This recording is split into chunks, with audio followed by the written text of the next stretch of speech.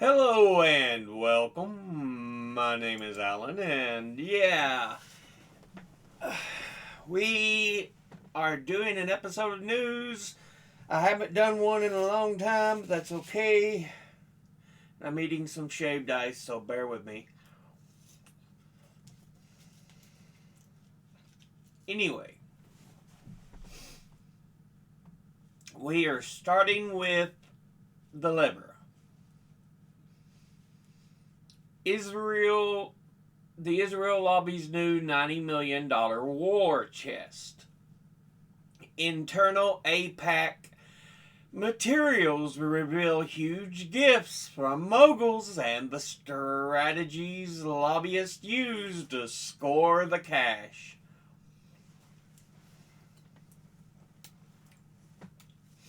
So, committing a genocide,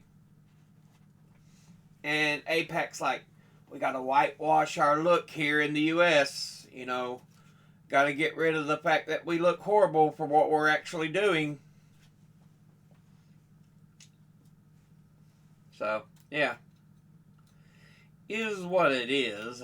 Unfortunately, I've already shown my disgust with such groups. Anyway, in the wake of the October 7th attacks on southern Israel, the American Israel Public Affairs Committee, AIPAC, has reaped a $90 million fundraising haul, according to confidential internal documents reviewed by the lever.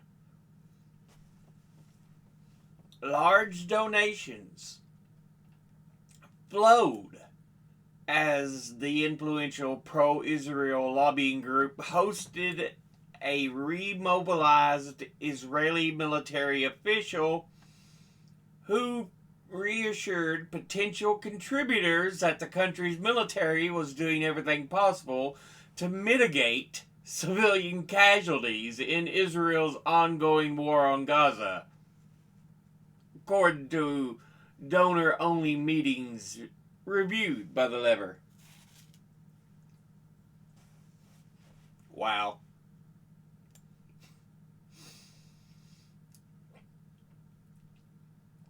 So, we're trying to mitigate civilian casualties even though we think they're all guilty. Okay.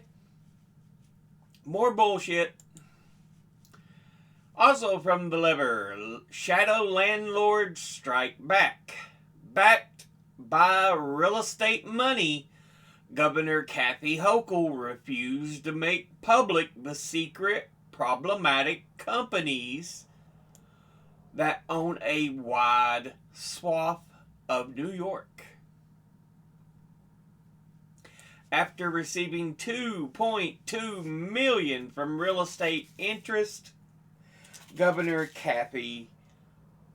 York Governor Kathy Hochul watered down the anti-money laundering bill, ensuring that information about the shadowy corporate landlords that control a wide swath of Manhattan real estate remains inaccessible to the public. These property owners have been associated with money laundering and other financial crimes, and Hochul's move means tenants and workers abused by the system continue to have limited ways to seek justice.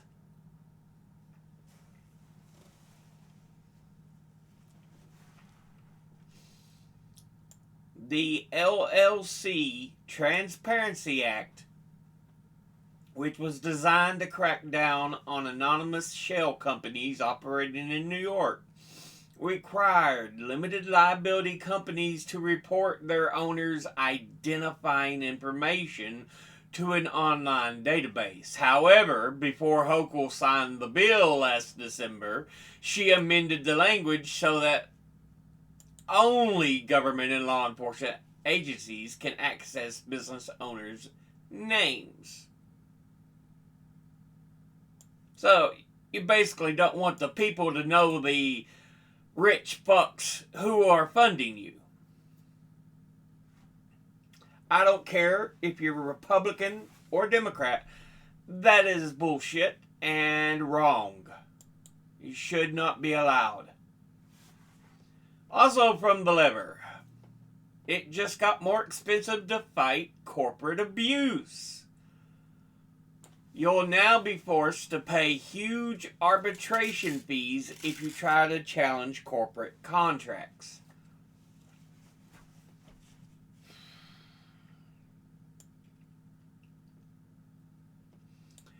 From credit card terms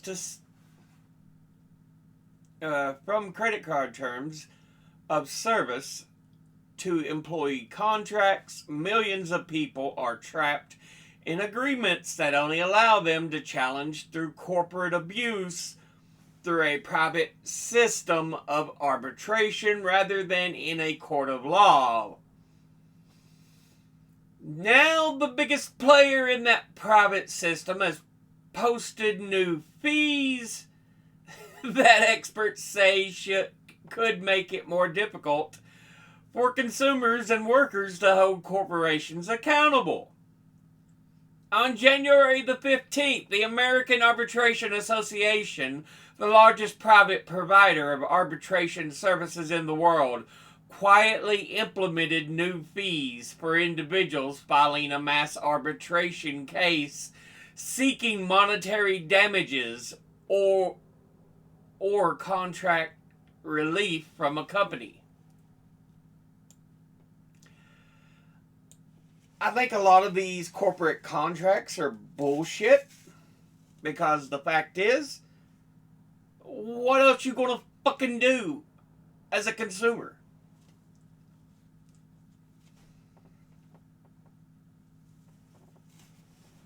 It's you either sign our goddamn contracts or fuck off, and that's what we're left with as the average citizens.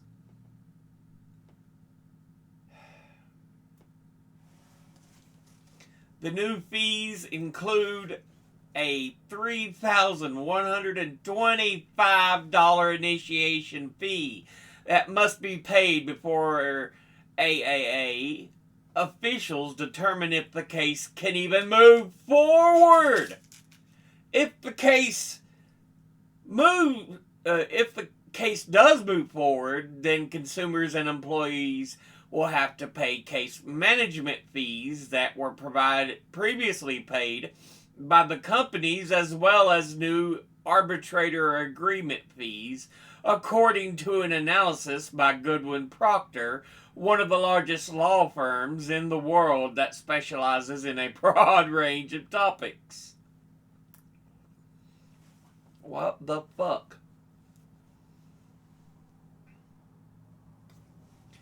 The new fee schedule significantly lowers case initiation fees for businesses and shifts costs to individual claimants, the law firm wrote.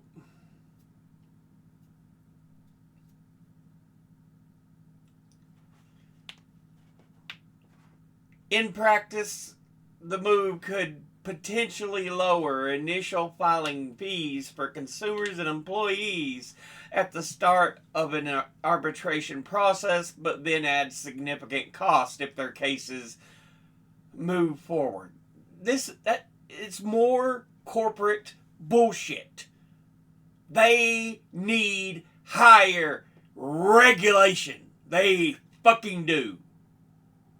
I don't care what the fuck you say. These fuckers need to be put on a goddamn leash.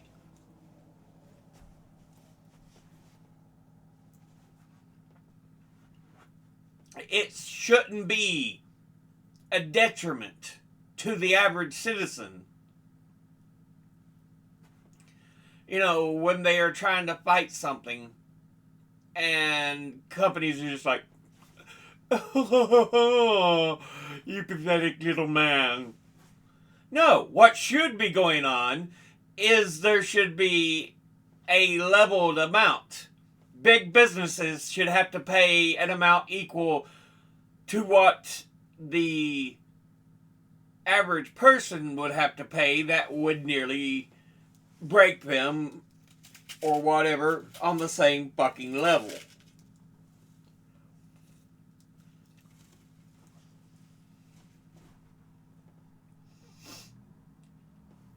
So yeah,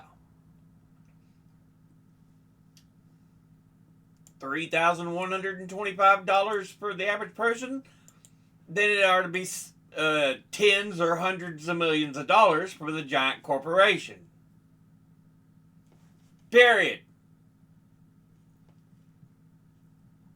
They should feel the sting as much as the average person does. Period.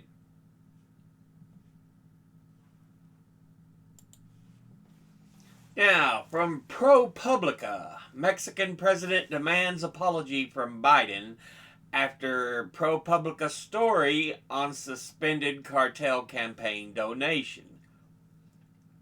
Suspected, sorry.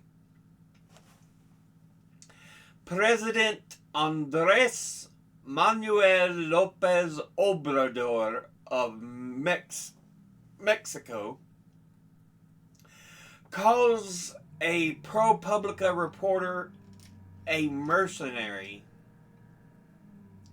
after our report on a DEA investigation that found drug money may have played a role in his first presidential campaign. Okay, so Obrador, there's a suspicion, that a donation may have been from a cartel. And so, yeah, Obrador's kind of lashing out.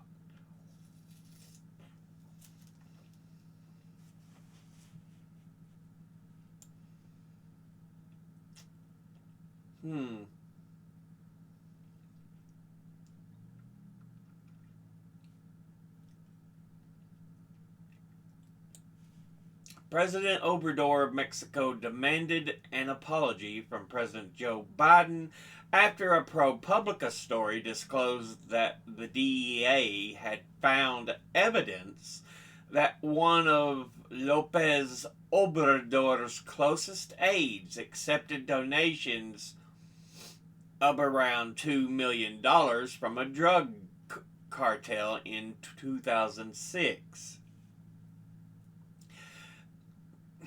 The biggest thing is, do you know it was from a drug cartel? That's my question. If it was an unintentional, you was just thinking, okay, somebody with wealth, they donated.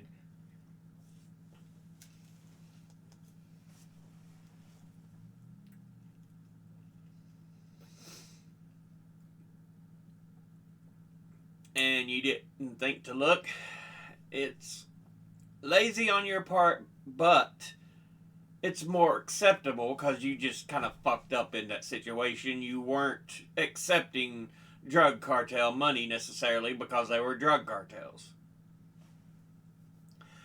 In a press conference on Thursday, Lopez Obrador denounced the accusations as slander and threatened to curtail U.S. Mexican cooperation in drug trafficking and immigration issues. He also accused ProPublica reporter Tim Godin, the author of the article, of being a pawn and a mercenary in the service of the DEA. Seriously, dude? Lopez Obrador said that the ProPublica story was part of a media campaign against him by the DEA and the State Department to damage his political party ahead of the presidential election on June 2nd. President Biden should find out about this, because how are we going to be sitting at the table talking about the fight against drugs if they or one of their institutions is leaking information and harming me? If they have no evidence, they have to apologize.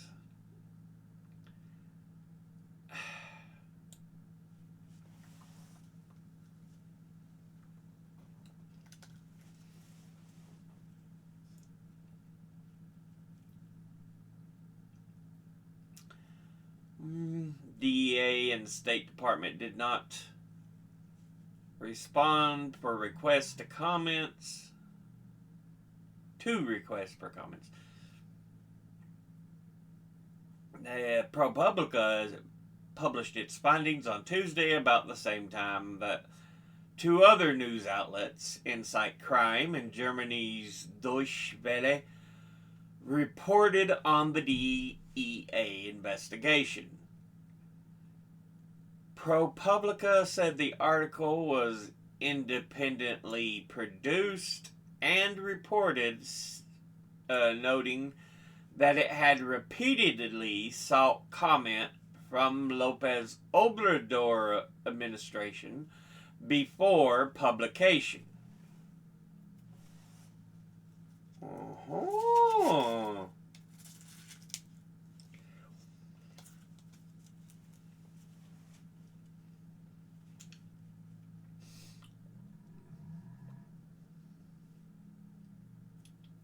We shared a detailed summary of our findings with President Lopez Obrador's spokesman more than a week before we published, and he chose not to comment, said Stephen Engelberg,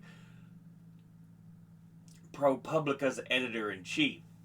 The president has had a lot to say since then, but none of his remarks has identified a single inaccuracy or factual error.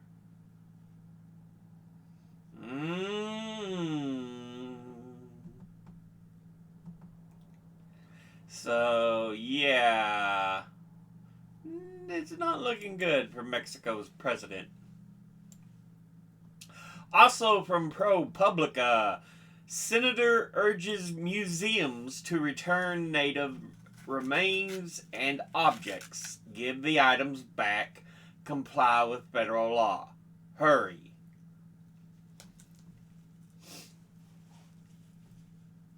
In a Senate floor speech that centered America's colonial history, Brian Schatz said institutions have a moral obligation to comply with federal repatriation law.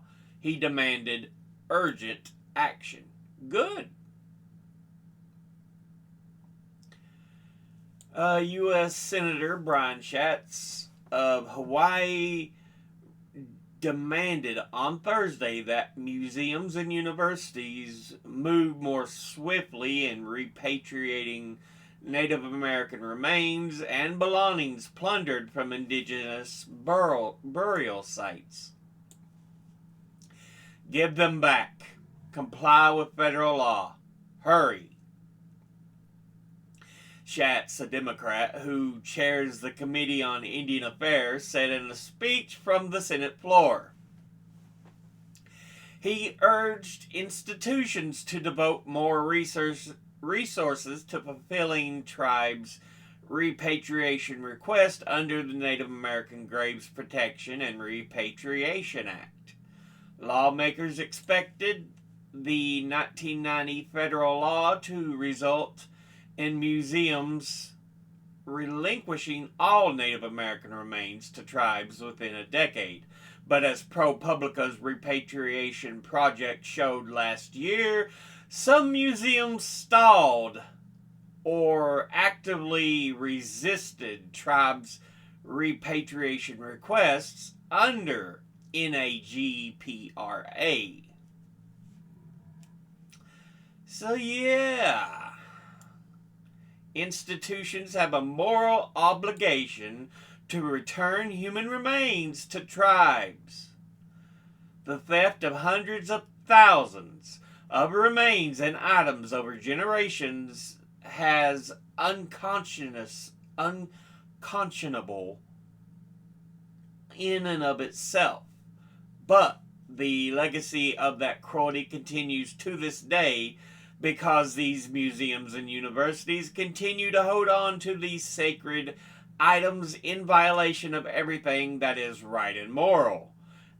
And importantly, in violation of federal law. Out of more than 600 museums nationwide that must comply with the law, 10 hold about half of the nearly 100,000 Native American remains stored in collections across the country. Yeah, do the right thing. Return, the remains of their ancestors and the historical items. It should be a no-brainer for this kind of thing, but they act like, oh, it's so wrong. We have history we want to know about. Ah! Anyway, yeah.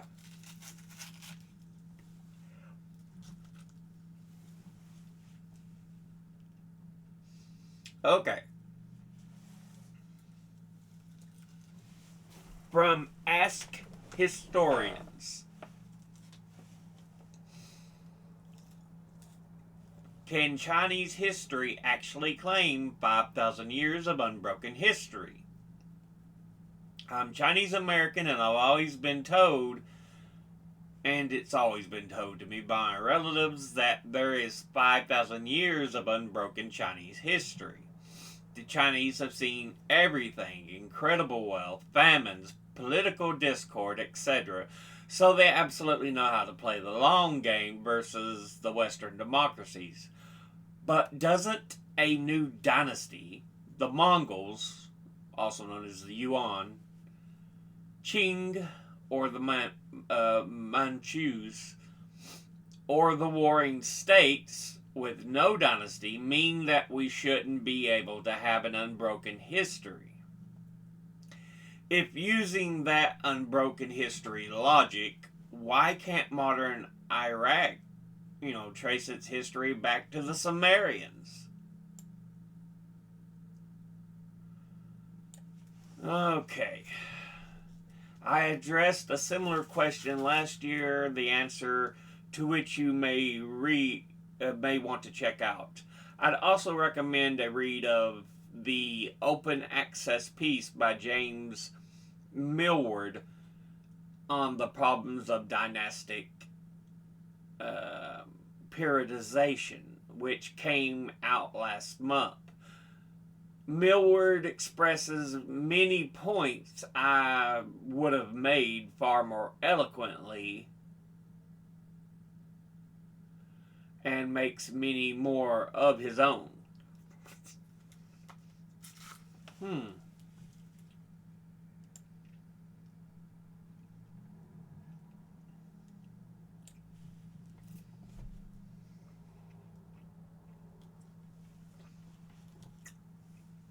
Cold. To add to this briefly, the conceptualization of 5,000 years of continuous history is covered quite well by Tang Xiaobing in Global Space and the Nationalist Discourse of Modernity, which explores how Liang Qichao played a huge role in how the Chinese elite of the early 20th century formed their own historiography of China, and how it influences the modern CCP. The continuous links between Chinese history are entirely a early modern fabrication. So, early 20th century, early 1900s is what they're saying. So, it is weird that you are citing Liang Qichao together with anti-Manchu sentiments. Liang Qichao was explicitly pro-Manchu, and a big part of his version of Chinese identity is have the Manchus be part of it. While Liang Qichao never advocated outright race war, Liang's aggressive assimilation was only interested in the incorporation of Manchu genetic material into a Han-dominated Chinese identity, not some sort of cultural union. His interest in tearing down the boundaries between Manchu and Han was entirely to do with miscegenation.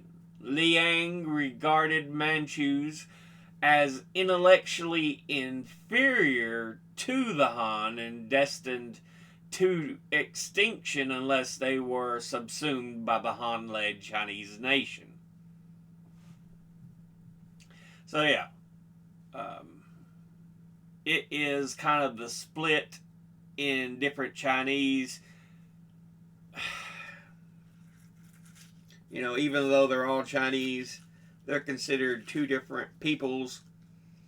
Think Manchurians, of course, speak, the Manchus speak Manchurian. Is the Huns speaking Cantonese?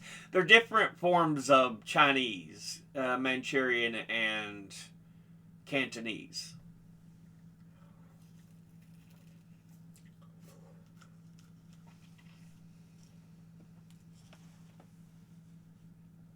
Anyway,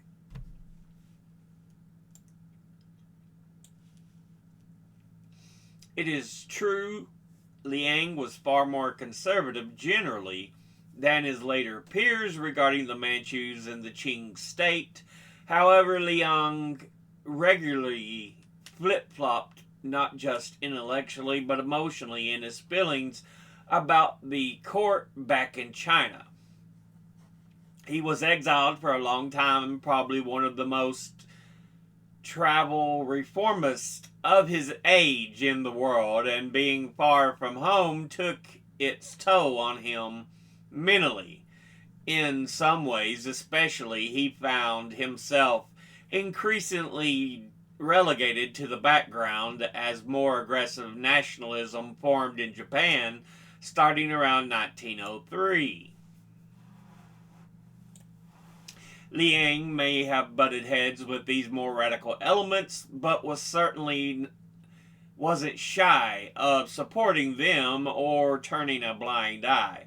The Determination Society, established in 1900, an ethnically Chinese intellectual movement that grew out of Japan, was heavily supported by Liang, and by 1903 it hosted an array of anti-Manchu organizations, in particular the Anti-Manchu Youth Association. Perhaps because of the rising unstoppable tide of anti-Manchuism that surrounded Liang, and because of the sometimes vitriolic racism he personally encountered as a Chinese man when journeying particularly through the U.S. in 1903. By 1904, Liang came to play a significant, if overshadowed, role in the diffusion of ideas of modern culture as a concept which Liang translated as Feng Shui, today used in Chinese to mean cultural customs, and how it differentiated the ethnically Han from the non-Han Manchu people more explicitly.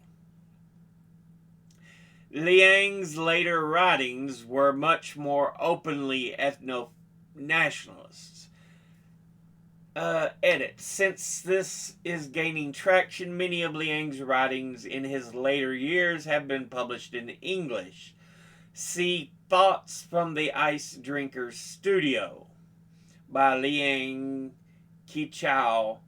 The original Chinese is available through the UC library as well, though it warned it is thousands of pages long. It's a perfect example of how all these ideas, including influences from Buddhism and Confucianism, blended together to form a complex series of thoughts for not just Liang, but many of the late Qing and early Republican intellectuals. This is a very chaotic and challenging period to study, partially because of how muddied these ideas come into being. So yeah, but I'll end that there. You'll be able to read it because, as always, I'll be putting the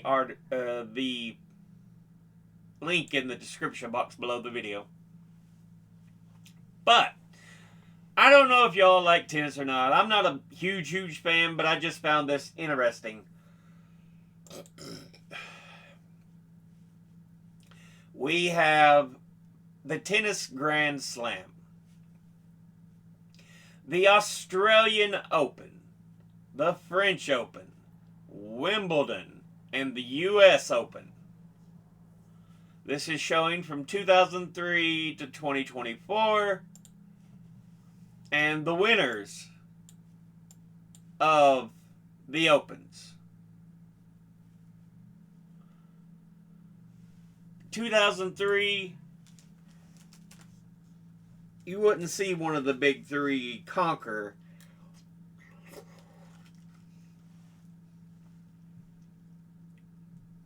Like they did afterwards. Because Australian Open was won by Andre Agassi. French by J.C. Ferrero. Federer won Wimbledon.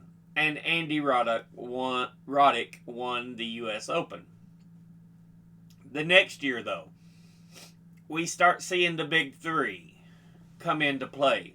Big three: Roger Federer, Rafael Nadal, and Novak Djokovic. So yeah, Federer, 3 out of the 4. The next year, 3 out of the 4. The next year, all 4. All 4 the next year, and all 4 a year more. Year after, 3 of the 4. The next year, for 2 years in a row, all 4. The next 2 years, 3 out of the 4, 3 out of the 4. But that next year, 2 out of the 4. Now, the people that kind of stood in the way: Andy Murray, boom, boom, boom, and Stan Wawrinka, boom, boom, boom. So yeah.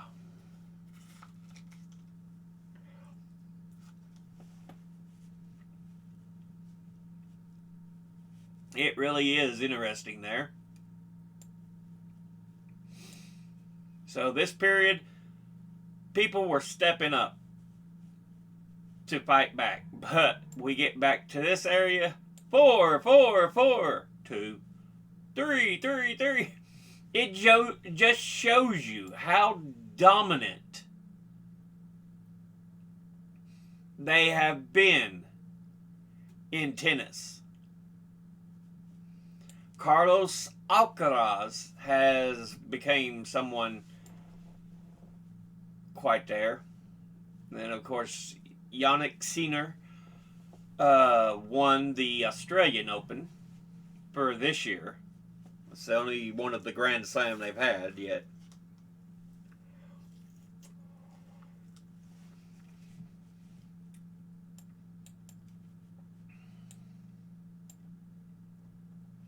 But yeah, that means the big three over the last this will be going 21 years, have won 78.57% of the Grand Slam events.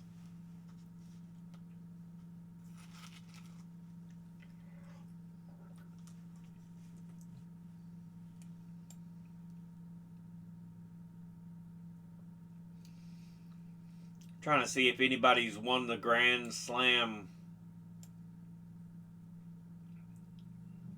straight out. There doesn't appear to be, though. Not yet, at least. Federer has a number of... Oh, nope. Nadal stood in the way.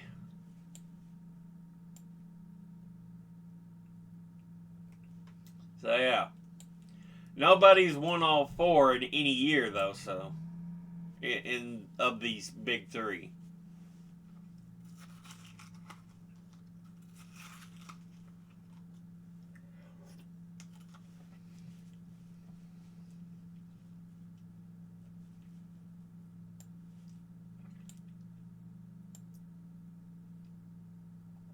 Yeah.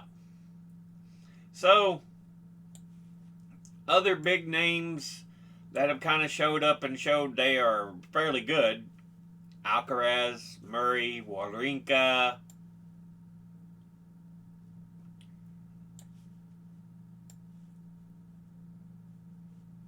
Yeah. I mean, just to win one of the Grand Slams in this period is, you got to be pretty damn good. Anyway,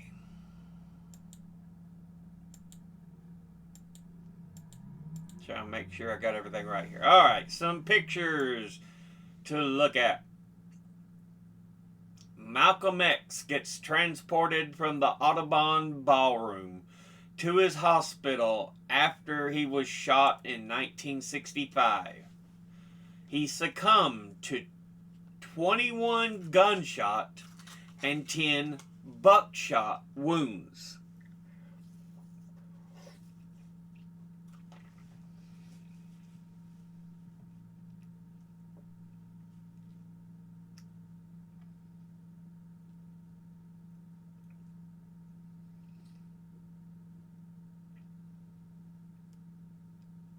Jeez. That shows you had to be a threat if they put that much into killing you. My goodness. The other historical image we got here: Ronald Reagan campaigning for Richard Nixon. The two also shared a campaign consultant in Arthur J. Finkelstein. This picture was on February the 2nd, 1972.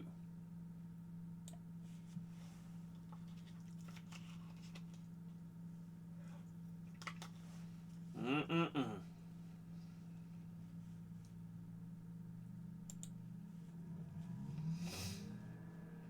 Now,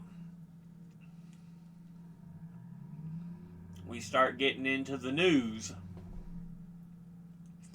From Reuters, U.S. House panel recommends 17.6 billion, not million, billion, in military aid for Israel. You know, because they're under attack. There's not genocide. They're under attack.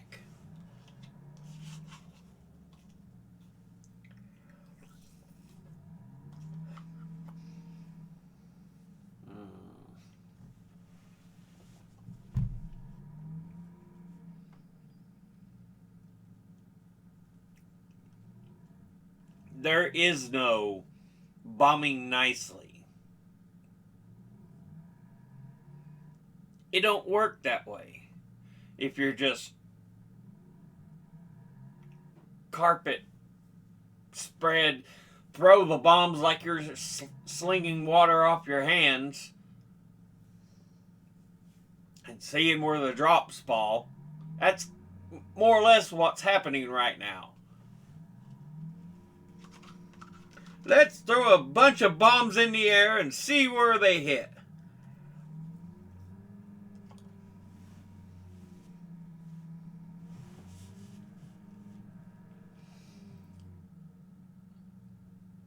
If it's one thing Israel does not need, it's $17.6 billion in military aid.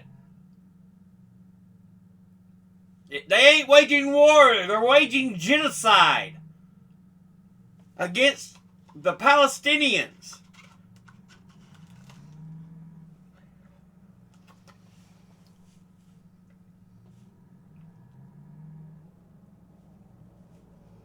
Anyway,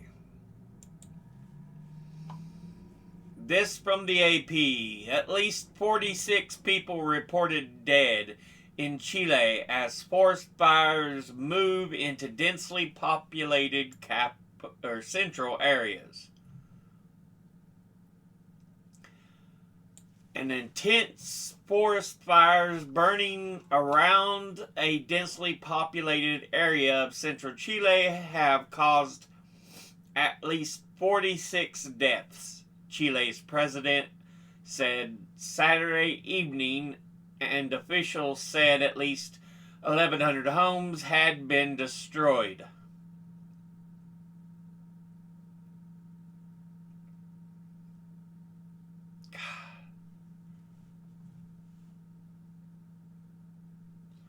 Yeah. Chile is a South American country along the Pacific coastline. It's just a long strip of a country. But yeah, if you're kind of wondering where it is.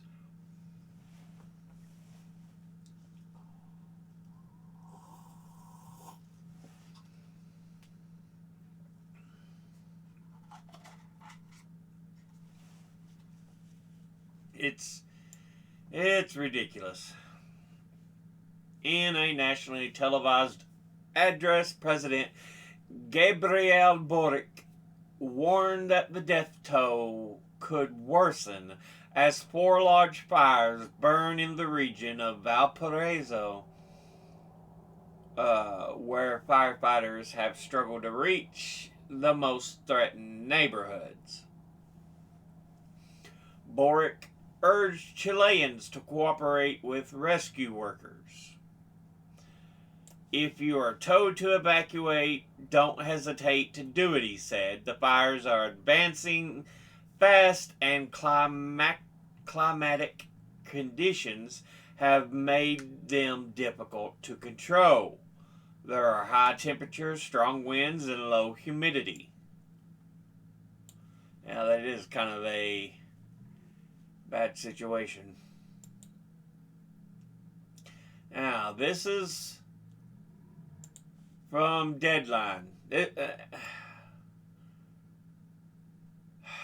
Carl Weathers, great actor.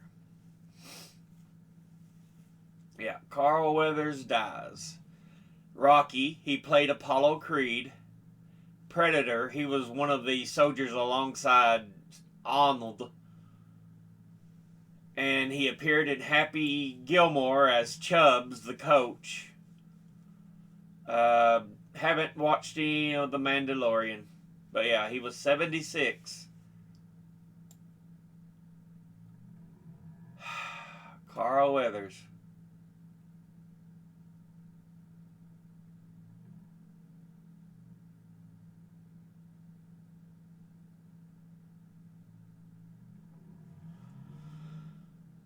He was always one of the big names when you watched action films. But yeah, that sucks. Anyway, from the BBC, Brianna Jay's killers given life sentences for their brutal murder. It really is. You can't let a person live their life. No, you gotta fuck with people. And see what you get for your bullshit? You've killed a person and you have no more freedom.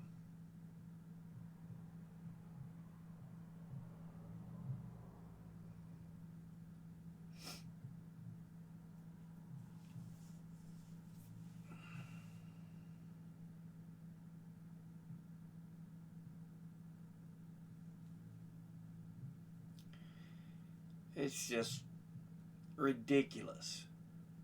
What did it accomplish anyone for you to be assholes?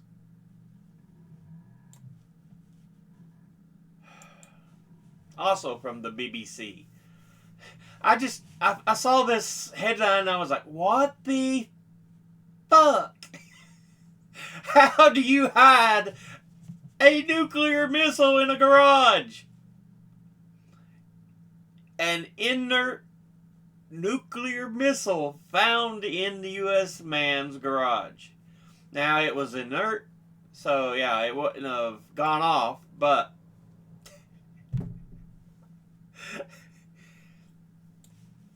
police in Washington State say an old rusted rocket found in a local man's garage is an inert nuclear missile.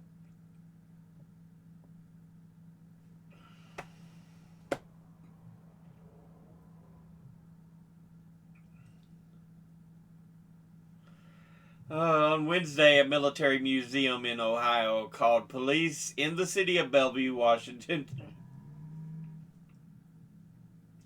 to report an offer of a rather unusual donation.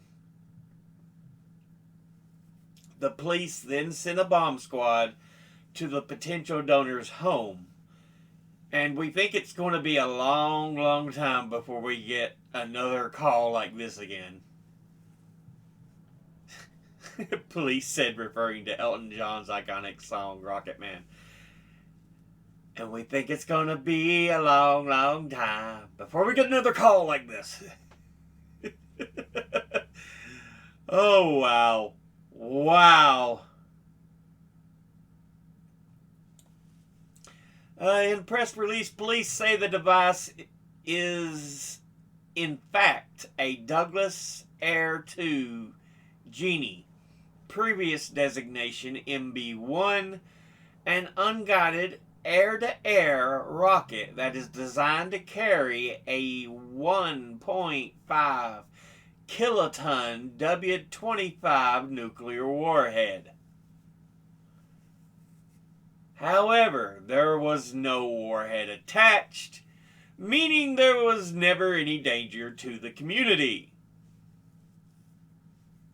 Yeah, it was just a rocket. The nuclear warhead was gone.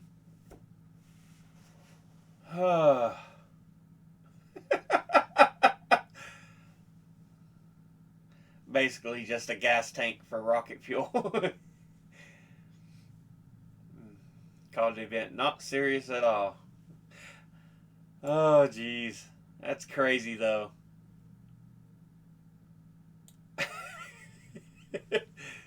Anyway, next story. From AP News, Fani Willis acknowledges a personal relationship with prosecutor she hired in Trump's Georgia case. Okay. This, yeah. You're not supposed to do that. There are reasons you're supposed to excuse yourself in instances like this. It doesn't mean the case should be dismissed. You should have new prosecutor and personnel from the Attorney General's office or district attorney. So yeah, and continue the case, just pick it up from where it is. That's what I would do.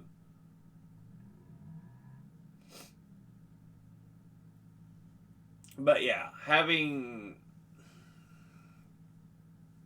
a form of a relationship, yeah, just it's not good. No matter who you are, what side you're on, it just isn't. Fulton County District Attorney Fani Willis acknowledged in a court filing on Friday having a personal relationship with a special prosecutor she hired for the Georgia election interference case against former President Donald Trump, but argued there are no grounds to dismiss the case or to remove her from the prosecution.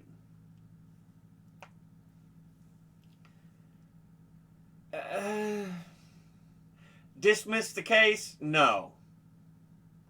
Like I said, I would still keep it open. Just replace the people in charge.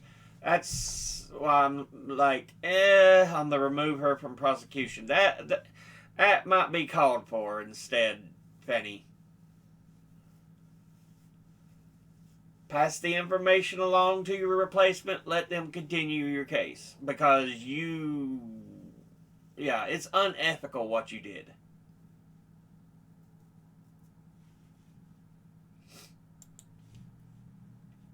From the Oklahoman, an editorial. Lankford leadership in border efforts deserves applause, not censure.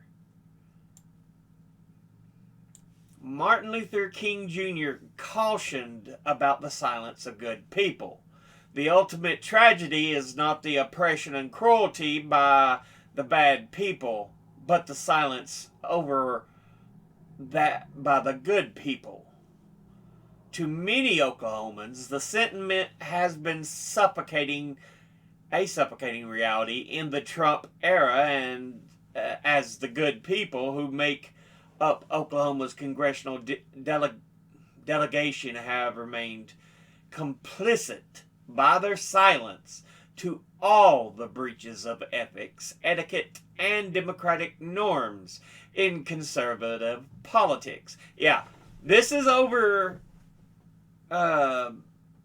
Republicans getting together and say, we want this kind of reform for the border. Biden says, okay. And all of a sudden, they turn and say, no, we don't want this. We don't want this. I think it's mainly because Trump said it would be used as a win for Biden. It don't matter. That's what you requested. It shows you are nothing but liars. But Lankford, he said, okay, yeah, let's accept it. Let's go, guys. And the rest of the Republicans looked at him, more or less, and they censured the man for, going with his beliefs. Going with the idea of doing policy instead of just bullshit and sucking Trump's nutsack. He was like, hey, this is what we wanted, wasn't it? And they're like, I don't care. It helps Biden. So I ain't... Yeah. That's why I'm like, Republicans are so full of bullshit. They always have been. From the AP News, can Trump be on the ballot? It's the Supreme Court's biggest election test since Bush v. Gore.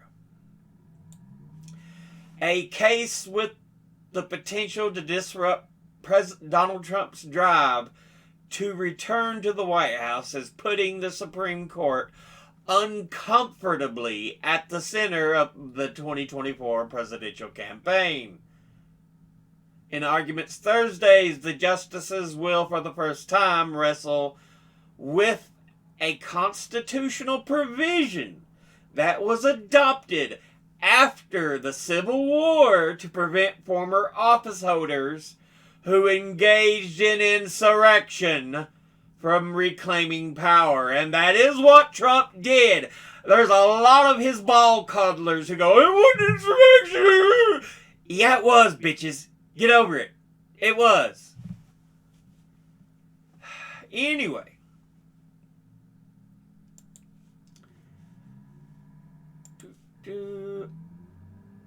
Also from the Oklahoman. New Oklahoma senator files bill that would end no-fault divorces in the state. Why? Is that the same fuckhead who was like, I want to reinstate duels? I think it was. This dumbass.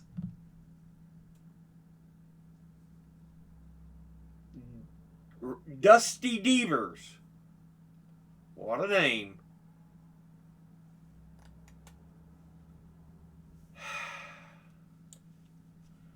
No, he wants somebody in the divorce to be at fault. Why?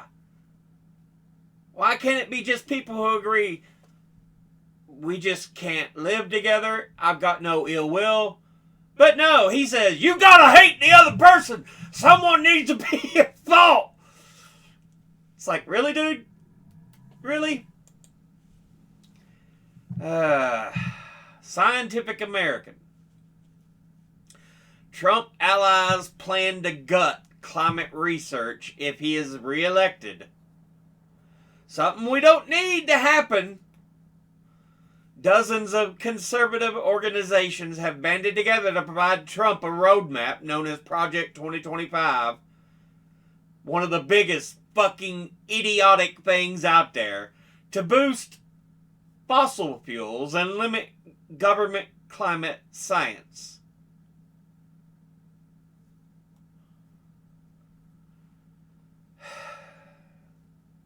This is the science, the research of it. He's wanting to gut. They're wanting to gut. I think we need to gut the goddamn fucking dollar and say, fuck y'all, we get to make our own goddamn currency because you all are fucking pieces of shit who have stolen every goddamn dollar in existence. So fuck y'all, we no longer accept the dollar and we're going to use our own currency. I think that'd be wonderful because it would be putting all the goddamn rich fucks in suddenly a tailspin. They'd be like, whoa, hey, ooh, ah! Virginia House approves minimum wage increase. Assault weapons ban. Good. Good. The Virginia House of Delegates has approved 2 controversial measures.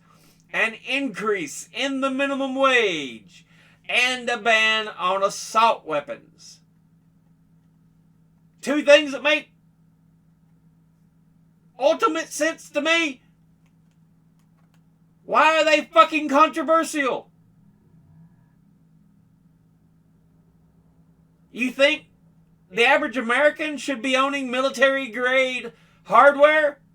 No! You're a fucking dumb shit if you think that. Should the average American have an increase in the wage floor? Hell fucking yes! Would raise Virginia's minimum wage from $12 an hour to $13.50 an hour. On January the 1st of 2025, and to $15 an hour a year after that. Fuck yeah, dude. Perfect sense. Absolutely. The bill drew opposition from Republican lawmakers who argued that lower employees are barely getting by, especially in rural parts of the state, then put in things to back these small employers to give them some financial help. Because guess what? The average American certainly need this, kind of economic boost. No, Mr. Speaker, this bill won't affect the Golden Crescent, but it will affect the rest of us.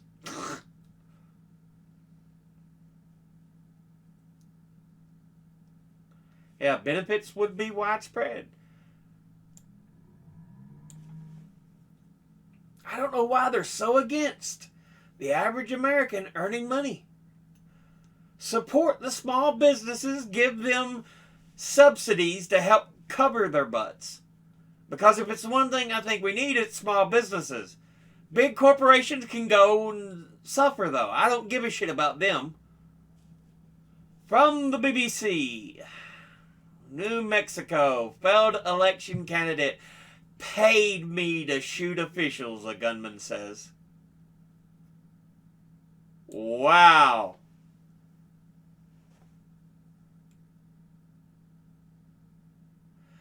A man in the U.S. state of New Mexico has pleaded guilty to helping a defeated Republican candidate figured it's a goddamn Republican, carry out drive-by shootings at the home of Democrats. It's almost always a fucking Republican. They're the biggest pussies, biggest bitches. It's always them who pull this bullshit. Oh, my feelings are hurt. I should have won. Fuck you. From Common Dreams. To end the nightmare in Gaza, Sanders moves to block funding from Israeli weapons. Or for Israeli weapons. 27,000 dead, 2/3 of them women and children. This is unacceptable. Get 'em, Bernie! Took you a while to get to the right side of things, but get 'em! Get 'em good!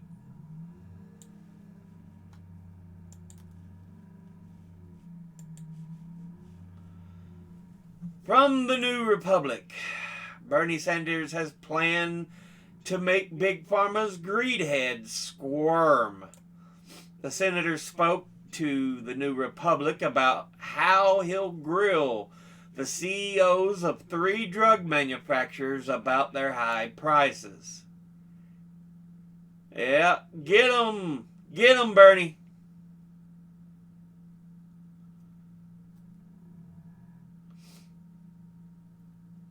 Absolutely.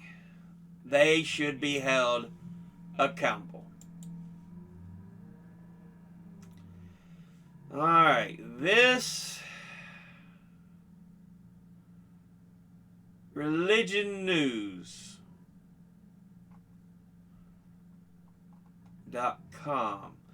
Pro-migrant pastors on a bus plan to meet God's Army convoy at Texas border town.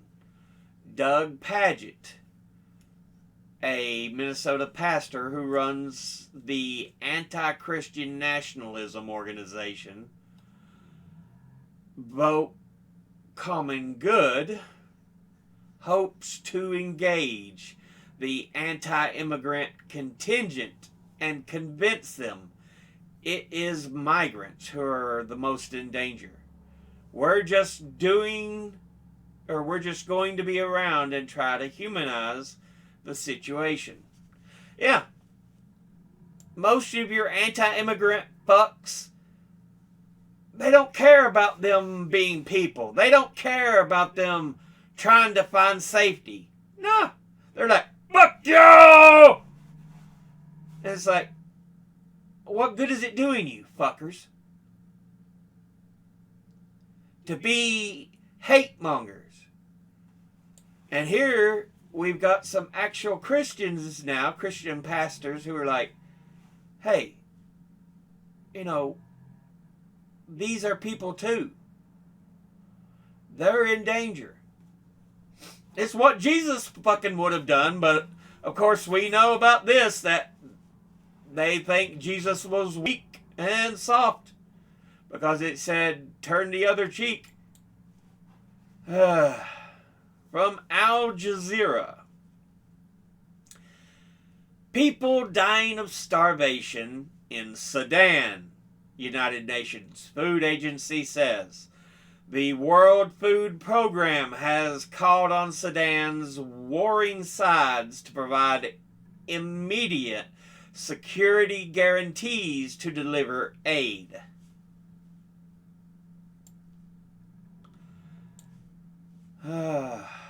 The United Nations Food Agency says it is receiving reports of people dying of starvation in Sudan. And the number of hungry people has doubled over the past year as the ongoing war cuts civilians off from aid.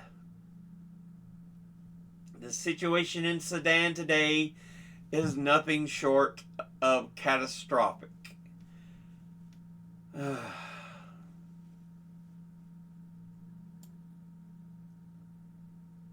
it's just, you should be out trying to help people, but it's just ridiculous. From The Guardian, about 200,000 people protest across Germany against the far-right AfD party. About 200,000 people have taken to the streets of Germany to further protest against the far-right Alternative for Germany party, AfD. And you gotta remember, instead of it being a G, it'll be D, because they see their country's name as Deutschland. But protest on Saturday also took place in Dresden, Mainz, and Hanover in a sign of growing alarm at the strong public support for the AfD. Roughly 150,000 people flocked to the Reichstag Parliament building in Berlin, where protesters gathered under the slogan, "We are the firewall," to protest against the right-wing extremism, to show support for democracy. It's what we need in America, honestly, against the goddamn far right. The Chancellor Olaf Scholz, oh yeah, not just the far right, the Democratic Party, the supposed left party. They're not fucking left. But yeah, they're trying to cut states out of being the first in the primaries and block others from being able to sign up in the primaries.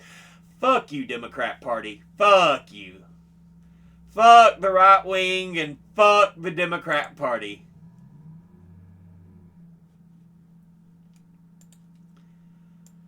Anyway, also from The Guardian, Nigerian traditional monarch shot dead and wife kidnapped from palace. Police launch an investigation after an attack on the home of Oba Aremu Olusegun Ko in southwestern Kwara State. Gunman killed a Nigerian traditional monarch and kidnapped his wife after raiding his palace, police said, as outrage grows over a spate of abductions across the country.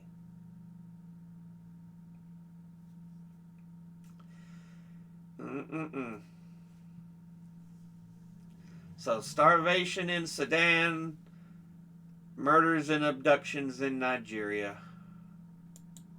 That sucks. Alright, now, we are going to watch some videos. So let's, back there, turn the volume on. Israeli military stole millions of dollars from exchange shops in Jenin during a raid.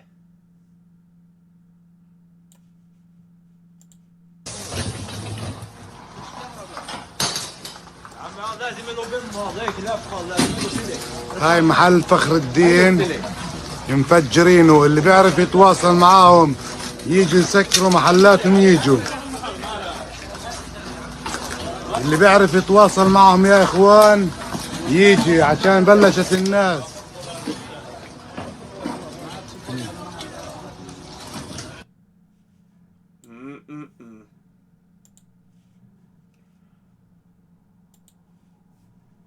The aftermath of corporate negative pressure vacuums that drain all the money from communities.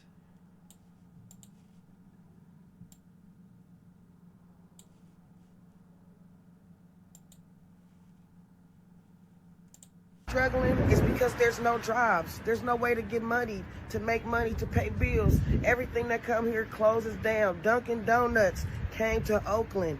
Dunkin' Donuts shut down. can't make it no more. We had the Starbucks right here. Starbucks, gone, closed down, leaving Oakland. Can't make it here no more. We just got this Raising Cane's restaurant over here. They had to close down the inside. Gone. Can't open no more. Almost every business that opens up in Oakland closes. Businesses closed. Everything closed. Next to Chipotle closed. In-N-Out Burger on the other side of this used to be a Walmart. We don't even have a Walmart in Oakland. You know you ain't got no jobs if you don't got no Walmart in your city. You know your city's struggling if you don't got no Walmart. Walmart closed down. Walmart could not survive Oakland. Oakland is a hard place to survive. We got In-N-Out Burger right there on the other side, ready to close down, and I'm pretty sure Panda went after that. Next to T-Mobile and Chipotle, the little restaurant in there closed. The little restaurants across the street you can't see in them parking lots closed. All these big old buildings, big giant buildings, empty. Yeah. I feel you. There's a lot of businesses that do that around here. They just decide they're going to close down. Go elsewhere. Sucks. That's why I'm like, we should turn to more small business. Fuck these giant ass fuckers who don't care. We need to go into a push. No. I won't. Stop. Anyway. Israel expands attacks on so-called safe area, Rafah, on the southern Gaza border. Hani Mahmoud is in Rafah in southern Gaza for us. And Hani, we'll get to the growing issue of famine there in a moment. But first, can you just tell us about Israel's focus on Rafah right now?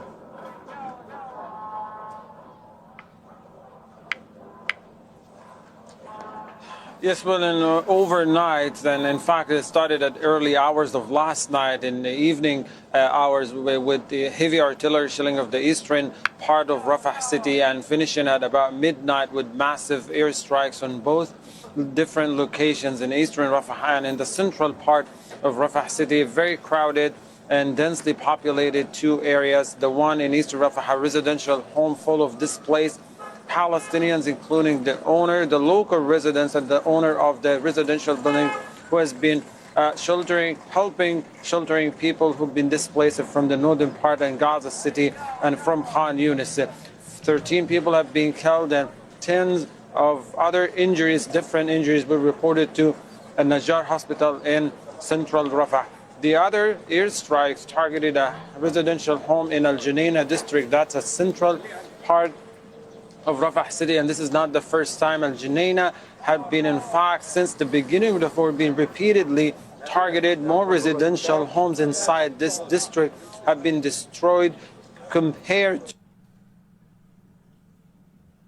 in Deir al-Balah. More people have been killed in heavy artillery and more airstrike. We're looking at a total of 15 people, but the fact that we're seeing an intense bombing campaign across Rafah city is just an indication, and very consistent with the Israeli Defense Minister's statement of expansion the military operations into Rafah city. Yeah, and Hani, as we heard, the UN's described Rafah as a pressure cooker of despair. But can you just try and... This whole genocide that Israel's committing on Gaza is just... It shouldn't be happening. I know the majority of citizens in the U.S.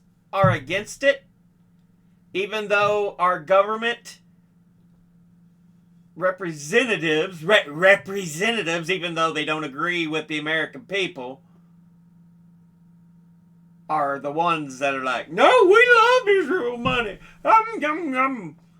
It's like, seriously, guys? Seriously? Tell us what that actually looks and feels like as you are on the ground there.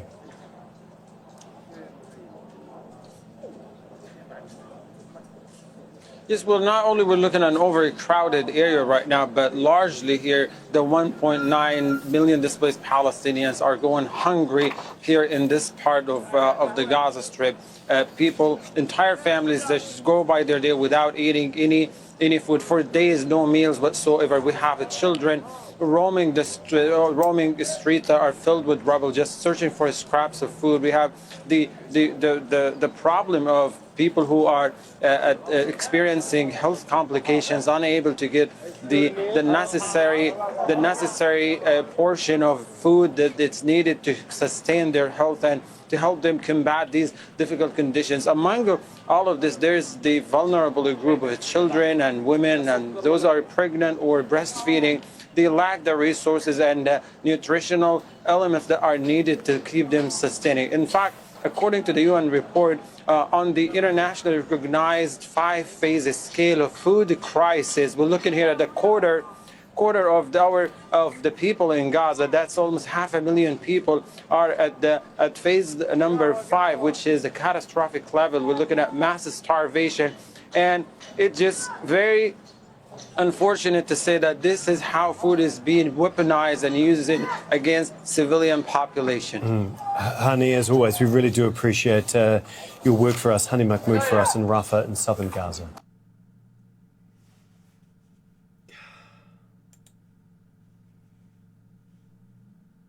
I don't know how anybody can look at what's happening and say, oh, Israel's just defending themselves, because they're not. It's a genocide. This is clear as a fucking bell, but no, apparently they're like, hey, they're defending themselves.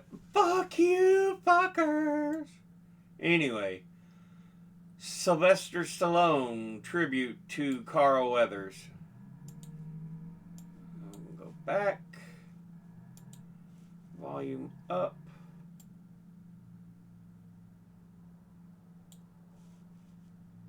Hello everyone. Today is an incredibly sad day for me. I mean, I'm so torn up, I can't even tell you.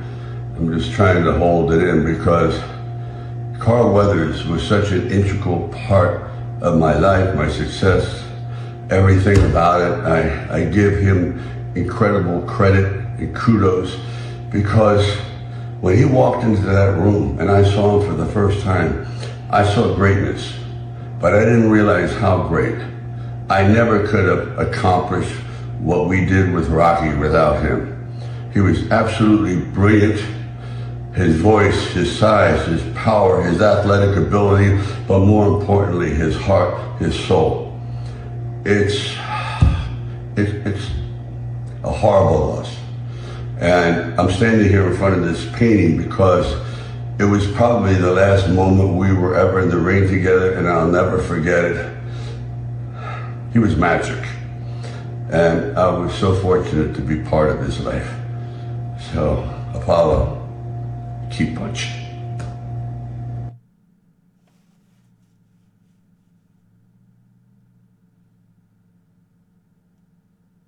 That was good. Yeah, Carl Weathers, like we've already talked about when we was looking at the article earlier, he's not like just known for one thing. He's been in so much. He's one of those actors who is so good in whatever he does. It's just, yeah. Okay, the difference between the pro-Palestinian and pro-Israeli speaks for the parties they represent.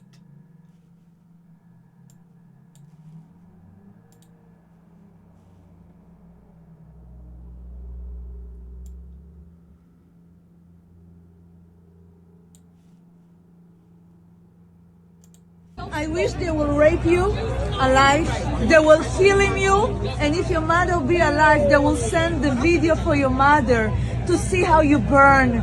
That's what I wish, and this is, if this is okay for you, so I don't know what you made from. To wish that It's terrible, it's terrible that people had it. I know. People burned alive. life. And it's The terrible. mother what watch it on the bomb- TV, on the video, you know on what the a bomb- video. You know what a bomb They does? film it. It burns people alive. Why don't you get kidnapped by them in Gaza and see if people come and save you? Because we should have a ceasefire and negotiate with terrorists. They're just going to say, oh, you stop bombing us, we'll stop bombing you. Here, take them back. Yeah, they'll just say, here, take them back. Israel controls whether they have water, whether they have No, we electricity. generously give them They water. can- We generously give them It's their electricity. land, my They dear. have access to it. It's their land that was taken It's from not their them. land. Jesus was a Jew. Do you know that? He was born there. The Oh. Jews were there first. Oh, there were no Read the Torah, Palestinians there. read the Old Testament, read the New Testament. Of course, and I know that there's over 400 Palestinian villages that were destroyed in 1948. What's called the Who was here Nakba. first? Indigenous The Native- people. Right. So should we all be kidnapped and tortured, our babies put in an oven because we took it from the Native Americans? No. But yet you're living here. I think we should torture you and your family. Let's cut open your stomach, take out your fetus and throw it in an oven and then smell it while they torture you and cut off your body parts and rape you, make you naked and drag you through the street. I just wish your kids gonna be there. Equal rights. Yeah, you are fucking so stupid. Why don't you go to Gaza? We've been exchanging for hostages. Why don't you go to Gaza to live there? Why don't you go It's there? like a concentration Why don't you camp. go there? It's a Yeah, run by concentration camp. us. A living hell. By that. Peace and love. Let's That's be all. very Not clear. in my ass, your ass. You don't know nothing. Peace and love. Let's all live Let's together. be in very peace. clear. Yeah, you notice how all the pro-Israelis were like full of mouths of hate and bile. Oh, jeez. The evil behaviors. It's so ridiculous. Here's hopefully something that'll make you feel a little better about humanity. Neighbor saves children from exploding house engulfed in flames in Mattoon, Illinois on the coldest day of the year. All I can say is there are times when we need somebody who gives us some kind of hope for humanity like this, so yeah. The explosion was crazy, and they were in the house. I'm surprised that they didn't get hurt. He pulled 2 children out of a burning house on the coldest day of the year. Good evening, I'm Brendan Morano. Karina's off tonight. Fire crews were on scene within minutes of getting the call and stayed there more than 5 hours. It happened Sunday around 2 in the afternoon. An explosion sent smoke and flames in the air on South 25th Street near Marshall Avenue in Mattoon. WCI3's Ariana Williams joins us live. Ariana, how are the children doing? The neighbor tells me both of them are doing just fine. One was transported to the hospital but has been released. When looking at the condition of the house, that neighbor says he was just happy to be home. It's what could have happened. That could have killed them kids. An explosion leading to a house fire in Mattoon. It also led to one neighbor running inside, saving 2 children. That house was on fire. It could have been bad. It was bad. I'm just thankful that I was home. Aaron Holste says he and his family were inside their home when he felt the entire house shake. I was looking around my house, so I didn't know what it was. You can see it shaking in Holste's security footage. That explosion quickly turned into a fire, and moments later, you see Holste running over to check on the family. When I walked in the door, they were in so much shock. So we had to get them out, you know what I mean? That's just what Dad does. Fire crews were on scene within minutes of getting the call. I knew I needed to get additional people there to, begin rotating guys out into an area that was warm. Mattoon Fire Chief Jeff Hillegross says even by that time, there was already heavy smoke and flames coming from the back of the house. All it takes is one, that insulation to get one ember in it and sit there and smolder until it gets enough air to cause some significant damage. The cause for the fire is still being investigated, but while in the cold season, Hillegross advises people to be cautious with space heaters and be careful attempting to thaw out pipes. Back to you. All right, Ariana, thank you. Yeah, one bad thing about when conditions get real cold and everything, because we have them around here during winters when the nights get extremely cold. House fires. I mean extremely cold. I'm talking 20s, teens, single digits. A lot of house fires happen because people are trying to heat their homes, usually with the old school kerosene heaters.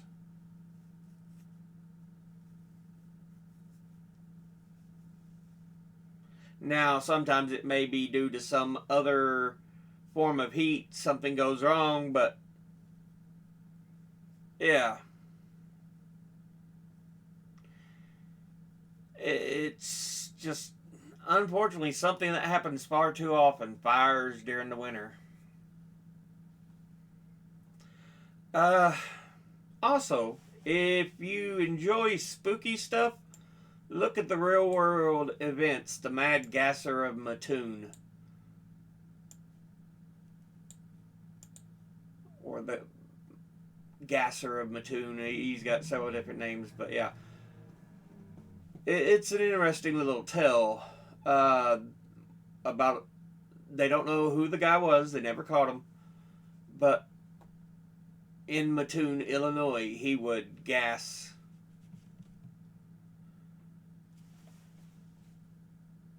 I guess you could say, shoot gas into the homes if he could find open windows or something.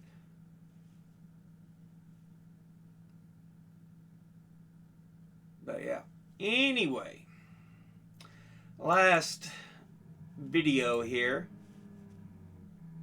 And this is just, it's like, come on. Seriously, people? Jackie Robinson's statue destroyed. Who did it? Last week, a Jackie Robinson statue was stolen from a Little League baseball field in Wichita, Kansas. Immediately, the thought could be that whoever did this is trying to then sell it. It was reported to be about $75,000 in value, so something like that could make sense. Obviously, it's a crime, but stealing it to sell for money seems like the most optimal reason to do such a thing, except 5 days after it was stolen, pieces and remains of this Jackie Robinson statue were found burned in a trash can with it being unsalvageable. So what exactly was the motive or reason for this? Why did they do it? Who exactly did it? And why did they destroy it in the way that they did? Before we get into that, if you do enjoy the video, make sure to leave a like and subscribe to what we got going on here. Thank you. Back in 2021, a Jackie Robinson statue was officially put out at the front of McAdams Park, which is the main spot of the youth baseball league called League 42. It was made with bronze metal and worth about $75,000 and the perfect kind of statue to represent the league. League 42 is a league that consists of kids 5 to 14 years old that makes baseball more affordable to play for anyone, which is of course what baseball needs. Baseball in America tends to be more of a sport where you have to be wealthy to play, or at least have wealthy enough parents who can afford all the equipment, so anything that helps baseball reach every kid is a wonderful thing. Obviously nothing controversial about League 42, but one night the statue in front of it was suddenly stolen. Could be to sell for money with that value, but 5 days later the fire department was called and notified of a trash can fire. After arriving to the scene and putting out the fire, that's when pieces of the stolen Jackie Robinson statue were found. Totally destroyed and irreparable, with other parts of the statue yet to be found. Bob Lutz, who's the executive director of League 42, immediately started a GoFundMe to replace the statue and was able to raise more than $150,000, far exceeding the $75,000 it cost to make. We have more good news on this though, which is that Major League Baseball is going to take care of things and not only pay for the new replacement statue, but MLB and its teams will also be providing funding to League 42 to help its on-field and academic goals. So it's good to see this, and also good to see people come together and donate so much money to help the situation. But that begs a question that I am sure many others have had on their minds since this happened. Who did this? And if it wasn't for money, why did they do this? Obviously, the first assumption by many... Really? I mean, that's just sickening. They steal the statue, and then the remains of it are found, you know, just absolutely destroyed, irreparable. That's a disgusting act.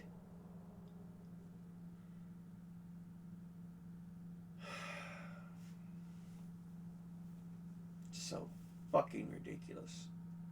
Many maybe a racial motivation, that could be a possibility, although I don't know what loser has enough free time to destroy a statue just to simply be racist. It's obviously pathetic for anyone to do with any statue, let alone one for someone as important as Jackie Robinson, someone who is an important American figure, not just baseball figure.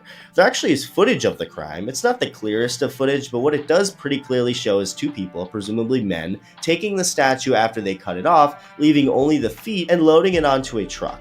But here's what I don't fully understand. A few days ago, that same truck that was used was actually found by Wichita police. The police department said investigators from the WPD Property Crimes Bureau were able to recover the truck after working on leads all weekend, and that no arrests in the case have been made. If they were able to find the truck, even if abandoned, wouldn't they have a much better shot at finding who did this? The truck belonged to someone, and it hasn't been reported to be a stolen truck. So where are these people? And of course, most importantly, who are these people and what was the exact motive? Maybe they did get money out of it, there were still parts not found, or was it really racially motivated and just simply some hate crime, just to be racist for no reason? If that was the case, why were some parts of it just randomly found burning in some trash can? Are there any witnesses of anyone seeing people lighting a trash can on fire? What's really going on here, and how have these people not been found yet? Whatever the case is, it's obviously a despicable and pathetic thing that happened, and whoever did it needs to get punished. But I just can't stop thinking about what the overall situation really is, the actual story behind it, because we truly don't know right now. It'll be interesting to see what updates come from this whole thing, and hopefully we get some answers, because the whole thing just seems weird, along with being awful. Let me know what you think. Thank you for watching, and I'll see you soon. Yeah, honestly, they should have the book thrown at them if they're ever found. Because that shit was unnecessary. What the fuck does it prove? Honestly. I may need to watch the guy where he rescued the children from the fire again, because I need something to make my mood a little better. I probably should have saved that one for last instead.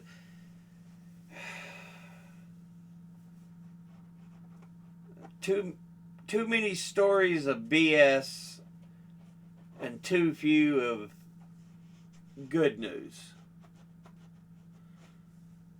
But you know, the thing that people are more likely to watch is drama. The BS.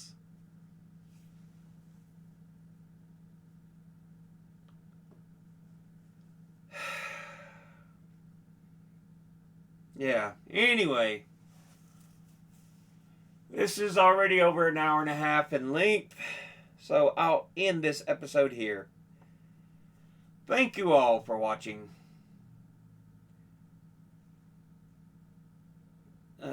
Think, read, study, learn. Someone tells you something you have trouble believing, ask them to cite their sources. Yeah. Anyway. Thank you all for watching. I'll see you in the next one. Until then. Later.